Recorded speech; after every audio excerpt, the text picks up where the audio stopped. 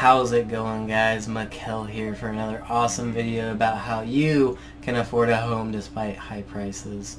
But before we jump into that, I'd like to highlight a comment or two that I find insightful from past videos. And to start today's off, I'd like to take a look at this one from Taylor, where he asks if, like in the last video, we can automate mutual funds, but instead of doing it automatically at the same quantity each time, it is based on a price limit. Say the mutual fund goes down in value, then you want to activate buy at that lower price. As far as I know, this is not possible with mutual funds. I haven't read anything to suggest that you can. The only thing similar to this is doing a limit order with individual stocks, and that could possibly be a topic for a future video, but that is it for that. So let's get on with the video. So to get started, I would like to specify a few things. First of all, this is not about how to buy a home, rather how to afford a home once you buy it. Since there are so many ways you can go about getting a home by co-signing, getting a loan through different methods, the real challenge I see is how to afford those monthly payments once you actually have the home. And with increased house prices and mortgage rates, this can seem like an impossible task. So that's why we're going to be focusing on that part and not the actual buying of the home. Now, before we dive too far deep into these details of how to afford these higher prices, you may be thinking, but what if prices and homes just drop like rocks? What if the market crashes?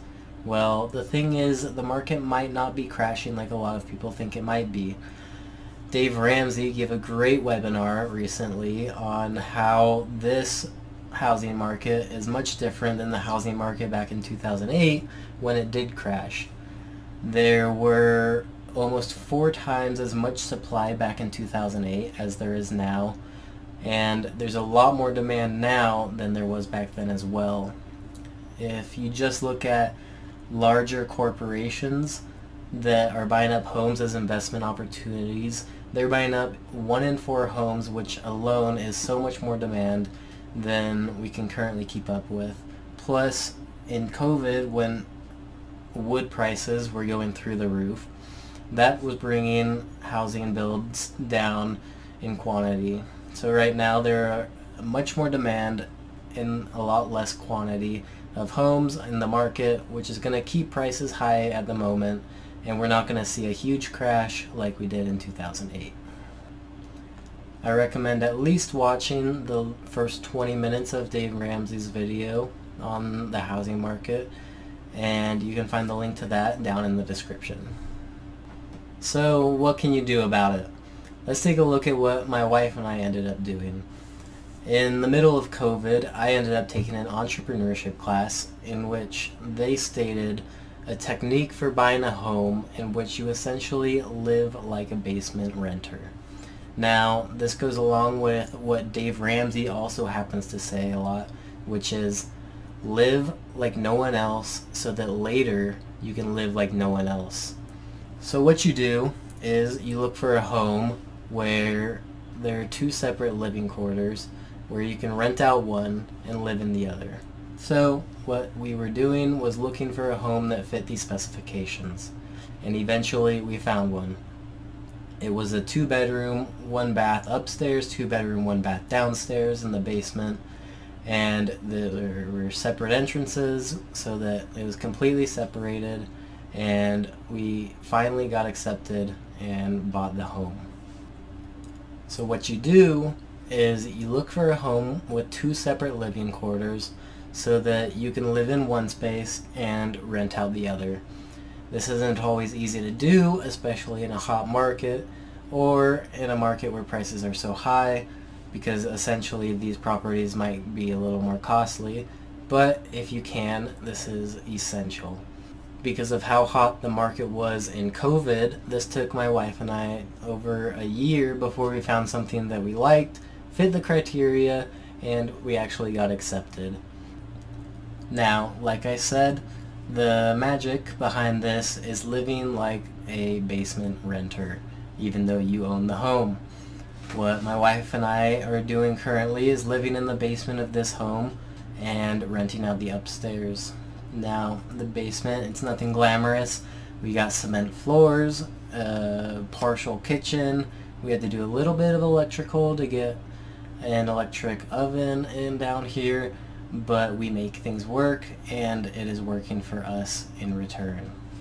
Now, the reason we do that is because we can rent out the upstairs for a lot more than we can get for down here with the way things are. The upstairs is a lot nicer, it's got a full finished kitchen, and you just have a lot more room and sunlight to work with, so people are willing to pay a lot more for that. To give some numbers, to make this a little more understandable, our mortgage payment each month is about $2,100. This doesn't include home insurance, which adds another $100, property tax, which adds another $200, and utilities each month, which round out to about $300 more. And that gives us a grand total of $2,700 that we need to pay every month before anything else. Now, since we're renting out the upstairs, we can do that for $1,300 plus utilities that are split, giving us $1,450 each month that we can chop off that price, and that only leaves us with $1,250 roundabout each month. Now, that is a lot of money, and it gives us that much more money in our pocket each month that we can do what we will with. We can invest it, we can put it into the home, we can do basically anything. Even if you have a full-time job at the median hourly wage in the US of $17 an hour working full-time, you'd be left with nearly $1,500 after home payments, which is a lot if you don't have any other debts to be paid.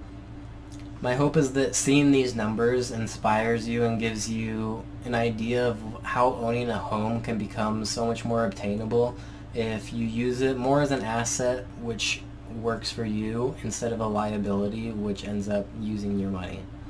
Now, for some ideas for turning your home into an asset, I have a couple.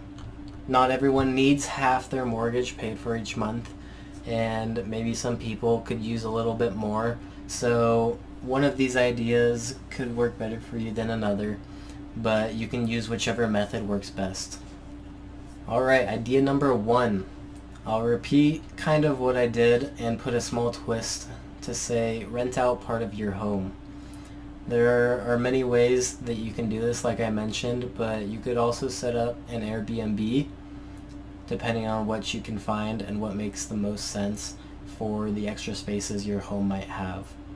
Number 2 is you could rent out storage space perhaps. Maybe you find a home with a detached garage that you don't necessarily need because you don't have a whole bunch of cars at this point in your life.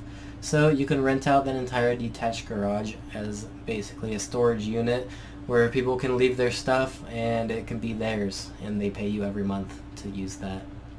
Idea number 3, this is similar to the last one, but if you have an extra parking spot or gravel area on the side of your home that you don't plan on using, you can rent that out as a place where people can park their RVs, their boats, or anything else, perhaps a trailer, and that could also be rented out as a monthly subscription to somebody who would like to use that space. And lastly, number 4, this is similar to the first one where you would rent out part of your home or Airbnb it, but you could also just look for a duplex or triplex. These are especially easy since they're already divided up. You know you can live in each unit, and this way you buy one of those, you live in one unit and rent out the others. I'm sure there are many other ideas on how to make a little money back on your investment, and if you have any ideas, please leave them down below in the comments to help out the rest of us. Alright, I know I've made a lot of simplifications in the cost of owning a home, but this really is something that we do and it works for us, and it is an amazing way to earn a little bit extra money, so owning a home is not as bad as it could look initially. Now, I did leave out a couple parts like becoming a landlord at the same time as becoming a homeowner, but you essentially end up fixing things that would have been fixed anyways, and it isn't that much different than just being a homeowner. I will say do your research before buying a home. You want to make sure it'll actually work out in your favor when renting out or using one of the other options mentioned before. So be sure that the home you're buying is going to be affordable once you actually own it and need to be making those monthly payments. Alright guys, if you found this video useful, please like the video and subscribe so you don't miss anything in the future. And leave me some comments down below letting me know what you liked, what you'd like to see later on, and we'll see you guys next time.